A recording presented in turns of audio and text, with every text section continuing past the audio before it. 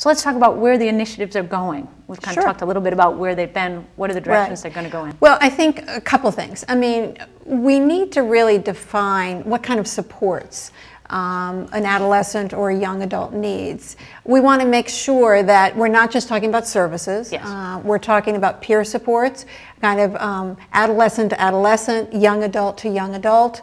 We kind of talk about it, people with lived experience. Yes. So we really want to encourage a social network, a peer network. We obviously want to make sure services are there that are addressing a person's, whether it's a treatment needs, whether it's family's needs. You want to have clear clinical supports. And I think some of our staff have very specialized skills, not only in working with youth and young adults, but also kind of coordinating things, helping an individual sit back and say, what do I want? What are my objectives? What are my goals? And then kind of spelling out, how might I get there? So we have staff who are specialized to help individuals and the families. And we also think about coaching or mentoring, not only, you know, peer-to-peer, but also as an older adult, kind of saying, well, this is how you develop a resume.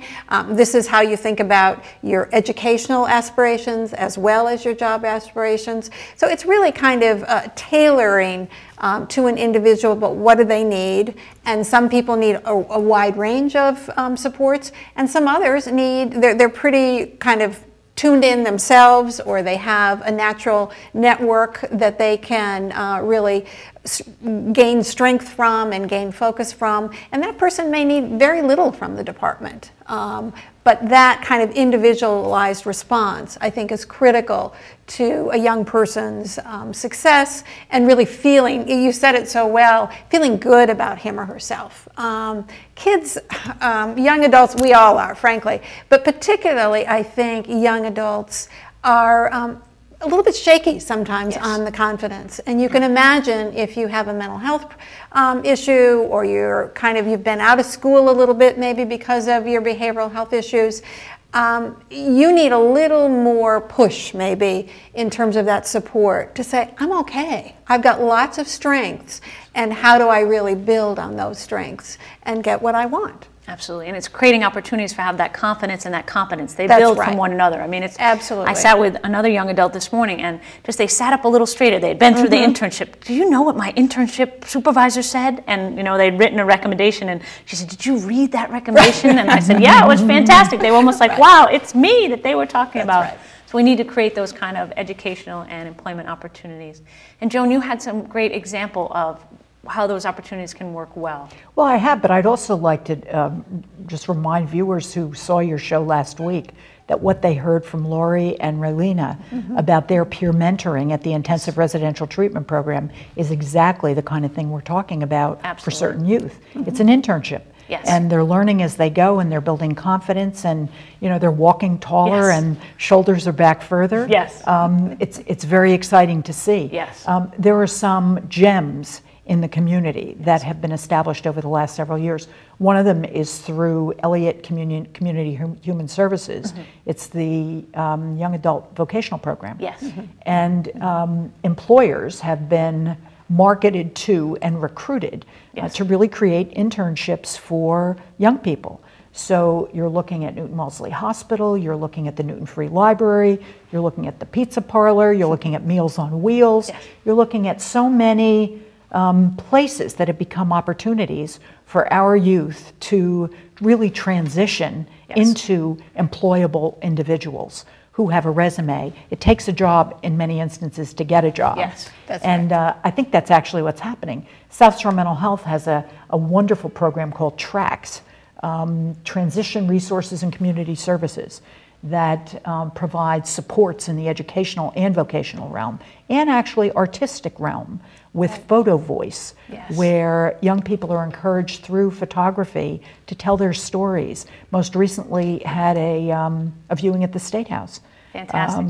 So it's all about creating a resume in a different way, and the different way is a fine way. Absolutely. So it's building those experiences so they can learn from. Young adults need experiences that are very concrete, very hands-on. And as you mentioned, Barbara, they really need it to be from them.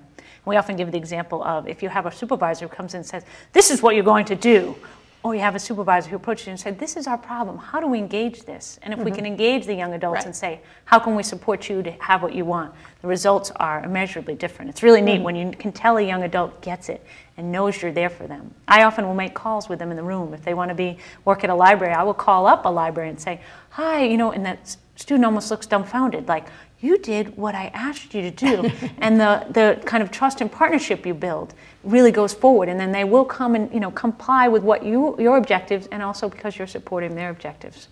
But we're speaking of a lot of youth, and we actually have some pictures of some young adults that we could put up. So we have, this one is depicted, this is the youth council. Joan, do you want to speak to that? Well, this is actually the youth policy team. Oh, the youth policy team. And it's an interesting, relatively new group of individuals who are interested in participating on a variety of planning committees that are being hosted by an advisory council, which Commissioner Leadholm actually chairs. Oh, fantastic. So we have 2 youth on each of our subcommittees, each of our working group. They're being coached and mentored and guided. They attend the meetings. They all get together after the meetings. So there's a series of skill building activities that occur in the process of our hearing from them about what they think makes sense. As we talk about workforce, what do they think makes sense? What works for them? As we talk about evidence-based practices, what kind of practice makes sense to them? It may be evidence-based, it may be experience-based, but it's their voice and their experience that we're listening to and trying to understand in a new way. So they're providing a very important service. This is new. Youth voice at the policy table is new. And it's fantastic. It's fantastic. It's fantastic. We can't do our jobs without it. Right, you're in the wrong direction if you don't know. It's like going over to help a friend move and you say, oh, I'm going to do this, and they're like, no, that's not what I need. Sometimes I will help a lot of people move, and I say, where could I be best used? I'm very good at wrapping dishes and things like that. So but you have to let the person direct you and see what kind of help and support they need. So we have a couple other pictures. If we could go to the next picture. This is actually at the Young Adult Vocational Program, which you spoke about earlier, Joan. That's a great shot of some of the peer mentors interacting with some of the students. And the peer mentors have really made a huge impact on really having that credibility of the lived experience. I've been where you have. I gained a lot of weight through the medication, and this is how I lost it. I heard psychotic voices, and I had psychotic symptoms. This is how I worked through them. This medication worked for me. This one didn't. I went off meds, and this is what happened. The power of that, 2 of these young men have real strategies around how they help people move forward. And when they speak, you can really hear like people paying attention. It's really fabulous.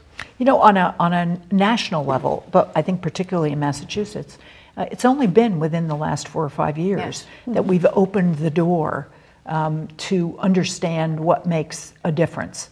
These kinds of programs and these kinds of activities for young adults were not in play or in place before. And the more we realize the value, the more we get feedback from our young people, the more we create opportunities, because that's where it's at for them. Well, and I think for me, as somebody who's been in the mental health field for a long time, they are really challenging us. And looking and saying, I don't want to be a DMH client, a Department of Mental Health client. I'm interested in you helping me achieve what I want to do, and that is living successfully in the community, working on my education, having a job, having friends. And I think it really allows me to think about, we're not in the position of taking care of people. We really are in the position, ideally, of supporting somebody realizing their dreams, their hopes.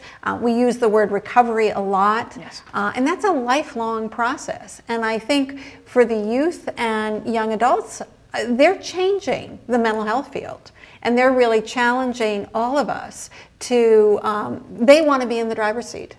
And they are not interested in us being like a mother, saying, this is what you shall do. Well, that's a setup for either them doing exactly the opposite of what we've said, or just kind of tuning us out and seeing us as not relevant.